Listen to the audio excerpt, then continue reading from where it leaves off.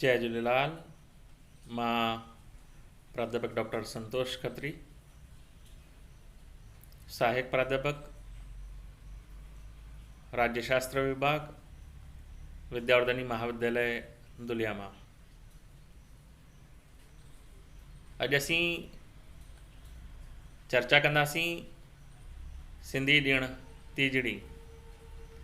ही ॾिणु ख़ासि करे रक्षाबंधन रखड़ीअ खां पोइ ईंदो आहे ऐं असांजे समाज जूं न्याणियूं ऐं जेके सुहागणियूं आहिनि उन्हनि जो ही ॾिणु असांजे मातृशक्तिअ जो ॾिणु, सिंधी समाज जे कुंवारियुनि जो, न्याणियुनि जो ऐं सुहागणियुनि जो ॾिणु तीजड़ी। सुठो सुहाग मिले ऐं सुहाग जी लंबी उमिरि जे लाइ ही विर्त असांजे समाज जूं जेके मातृशक्ति आहिनि उहे हिन ॾींहं ते विर्त रखंदियूं आहिनि।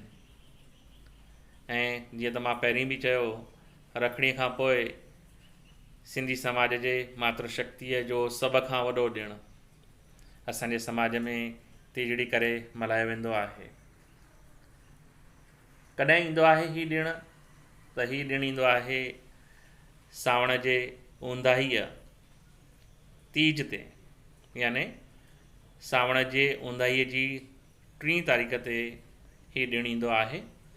ऐं हिन ॾिण ते असांजूं भेनर, माताऊं, नुंहर, जंहिंखे असीं न्याणियूं ऐं कुंवारियूं ऐं उन सां गॾो गॾु सुहागणियूं जेके आहिनि उन्हनि जो ही ॾिणु आहे।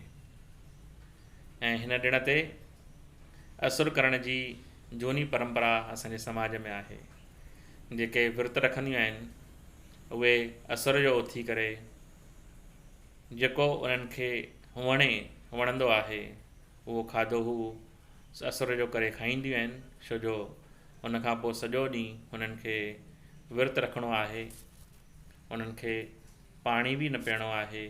अहिड़ो ही विर्त, जंहिंखे असीं पको विर्त चऊं, अहिड़ो पको विर्त ही असांजूं मातृशक्ति रखंदियूं आहिनि। हिकु ॾींहुं अॻु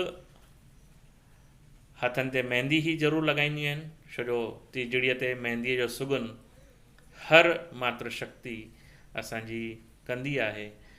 सिर्फ़ु पाण ई न, पर घर जा जेके मर्द आहिनि उन्हनि मर्दनि खे बि हू मेहंदीअ जो सुगुन कराईंदा आहिनि। असुर ऐं मेहंदीअ जो सुगुन हिन तीजड़ीअ ते ज़रूरु कयो वेंदो आहे। ऐं कीअं मल्हाईंदा आहिनि ही ॾिणु? त सावण जी साई ग्यारस ते ब्राह्मण मुङ पोखींदा आहिनि, जेके तीजड़ीअ ताईं वधी हथ जेॾा सला थी वेंदा आहिनि। ही सला थियल जेके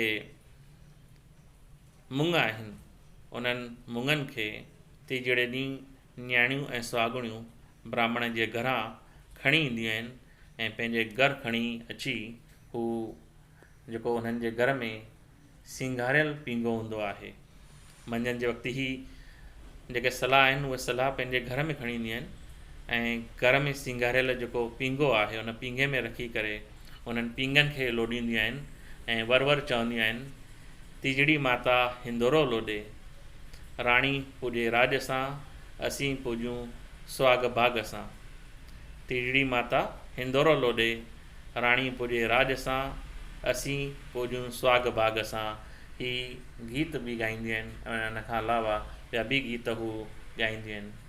हिन ॾींहं ते न्याणियूं ऐं सुहागणियूं अलॻि अलॻि तरह जूं रांदियूं पिणु खेॾंदियूं आहिनि ऐं पींघो लोॻींदे जेके लोकगीत आहिनि उन लोकगीतनि जो बि हू मज़ो माणींदियूं आहिनि या गीत बि हू ॻाईंदियूं आहिनि ऐं उन सां गॾो गॾु जेको उन्हनि खे नृत्य पसंदि हुजे उहे बि उहे कंदियूं आहिनि। संझा जो न्याणियूं ऐं सुहागणियूं हार सिंगार करे वॾी ख़ुशीअ सां ब्राह्मणनि जे घर तीजड़ीअ जी कथा ॿुधण वेंदियूं आहिनि। उन सां गॾो गॾु थाली खणी वेंदियूं आहिनि। थाली ही पूॼा जी थाली हूंदी आहे ऐं ब्राह्मण जे घर वञी कथा ॿुधंदियूं आहिनि। कथा कहिड़ी आहे तीजड़ीअ जी? त तीजड़ी जी कथा आहे, कंहिं ज़माने में हिकु शहर में लक्ष्मीचंद नाले दानी ऐं विद्वान पुरुष रहंदो हुयो। हिन खे 2 पुट हुया ऐं हिकु धीअ हुई। हू पंहिंजे धीउ ऐं ॿारनि सां सुखी जीवन गुज़ारींदो हुयो। हिन पंहिंजी धीउ रूपमतीअ जी शादी परदेस में कराए छॾी ऐं हिन जा 2 पुट अञा नंढा हुया।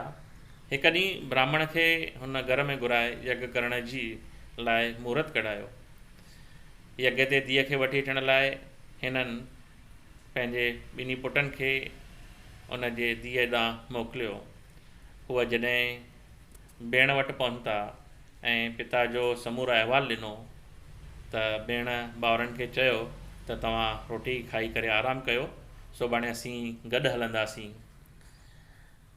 भाउरनि भेण खे गॾिजी करे रोटी खाइण जी सलाह कई, पर रूपमतीअ हुननि खे चयो त अॼु तीजड़ीअ जो विर्तु मूं रखियो आहे, राति जो गॾिजी करे असीं खाईंदासीं। ऐं राति थियण वक़्तु रूपमतीअ खे चंड खे अर्घ ॾियण खां सवाइ रोटी न खाइणी हुई। अञा चंड को निकितो न हुयो। बालकनि खे विर्त जी का ॼाण कान हुई। चंड न निकिरण सबबु बालकनि हिकु थाली ओभर तरफ़ हिकु वण ते लटकाए आया ऐं भेण खे चयूं कि ॿाहिरि चंडु निकितो आहे। रूपमतीअ थालीअ खे चंद्रमा सम्झी अर्घ ॾेई विर्तु छोड़ियो। तंहिंखां पोइ भाउरनि सां मिली हुननि भोॼन खाधई ऐं भोॼन खाइण जे करे रूपमतीअ जो विर्तु जेको हुयो उहो भंग थी वियो। विर्तु भंग थियण करे हिन जो घोटु ॻरी कंढा थी वियो। भाउरनि जे ग़लतीअ जो उहा छा करे सघंदी हुई त हुन घोट जी सेवा करणु शुरू कई। सेवा कंदे कंदे सॼो साल गुज़री वियो। वापसि मोटी तीजड़ी आई। तीजड़ीअ जो विर्तु रखी रूपमतीअ चंड खे अर्घ ॾेई अर्घ जे कचे खीर मां थोरो खीर पंहिंजे घोट जे मुख में विधाई ऐं घोटु चाक चङो भलो थी वियो। पोइ पाण बि भोॼन कयईं ऐं हीअ तीजड़ी जी कथा ॿुधी न्याणियूं ऐं सुहाॻिणियूं चंड खे अर्घ ॾेई विर्तु खोलींदियूं आहिनि ऐं चंड खे अर्घ ॾियण वक़्तु चवंदियूं आहिनि, अर्घ ॾियूं कोठीअ चढ़ी, अर्घ ॾियूं कोठीअ चढ़ी चंद्रमा निकितो खंबा वेस करे, अर्घ ॾियूं कोठीअ चढ़ी चंद्रमा निकितो खंबा वेस करे, गोरियुनि ॾिनसि खीर कटोरा भरे, गोरियुनि ॾिनसि खीर कटोरा भरे। ईअं अर्घ ॾियण खां पोइ न्याणियूं हिक ॿिए खे वाधायूं ॾींदियूं आहिनि ऐं सुहाॻिणियूं पंहिंजे घोट ऐं वॾनि जी आसीस वठंदियूं आहिनि। आसीस खां पोइ अर्घ ऐं मिठे जो सुगन करे विर्तु छोड़ींदियूं आहिनि। हिन ॾींहं ते राति जे भोॼन में चांवर ऐं रस जी भाॼी ख़ासि करे कढ़ी ज़रूरु कई वेंदी आहे ऐं पोइ विर्तु छोड़ियो वेंदो आहे। त हीअ आहे असांजी तीजड़ी। हिन तीजड़ीअ ते वॾी धूमधाम सां असांजा समाज जा जेके सिंधी मातृशक्ति आहिनि उहे मातृशक्ति वॾे धाम धूम सां ऐं वॾे श्रद्धा सां वॾी उपासना सां ही तीजड़ीअ जो ॾिणु मल्हाईंदा आहिनि। ऐं ही अगरि अव्हांखे वीडियो सुठो लॻो हुजे त अव्हां ज़रूरु हिन खे लाइक कंदा, शेयर कंदा ऐं हिन चैनल खे सब्सक्राइब करणु न विसरंदा। ऐं ईअं ई ॿिए दफ़े असीं हिकु ॿियो ॾिणु खणी ईंदासीं। तव्हां सभिनी खे वरी हिकु दफ़ो जय झूलेलाल, जय झूलेलाल, जय झूलेलाल।